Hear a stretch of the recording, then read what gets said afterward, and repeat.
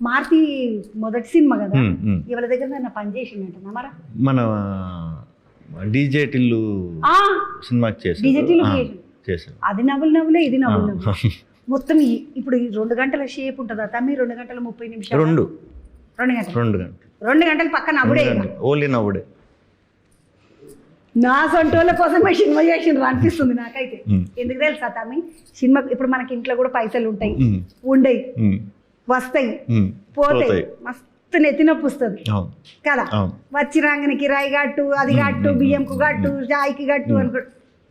ఎప్పుడు ఇంట్లో ఏడిపోయినా మళ్ళీ సినిమా పోయి కూడా మళ్ళీ నీది చూసి మళ్ళీ మేము ఏడుచుడేది. సేపు నవ్వుకోవాలి, దిల్పర్ నవ్వుకోవాలి. అట్లా నవ్వుకోవడానికి అయితే సినిమాలకు పోతాం, లేకపోతే జర దూరమే పెడతాం. ఇప్పుడు మళ్ళీ నీది ఇంకొక కొత్త సినిమా కూడా ఈ సినిమాతోటే ఈడుస్తున్నారంట కదా పక్కకే. అది త్వరలో డేటింగ్ ఇంకా రాలే డేట్. ఇది 28వ తారీఖు, 29వ తారీఖు పుట్టినరోజు. సినిమా రిలీజ్ చేసి దావత్ చేసుకుందామనే. ఈ సంవత్సరం లేదు, 29.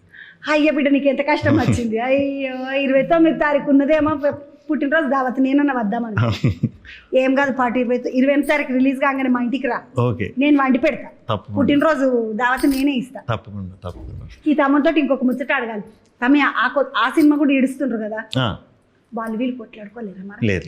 ఏంది విష్ణు నువ్వు ఇప్పుడు ఇడుస్తున్నావు, చల్ మనకు మొదలు ఇడుద్దాం, నువ్వు మొదలు ఇడు.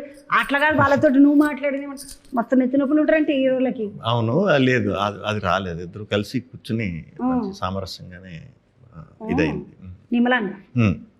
ఇప్పుడు ఈ సినిమా, ఇప్పుడు నాకు 2-3 ముచ్చట్లు తెలిసిన ఈ సినిమాల గురించి. సినిమాలో అంట సినిమా ఇడుసుడు, ఓటీటీకి మాట్లాడుకున్నాడు నడుస్తుందంట కదా.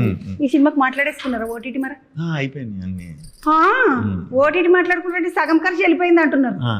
నిజంగానే సినిమా రిలీజ్ కాకముందే ఓటీటీకి మాట్లాడుకున్నాడు. సినిమా టాకీస్ లో ఓటీటీ ఆ ఛానల్ పేరు వేసుడు నడుస్తున్నది కదా అమ్మ.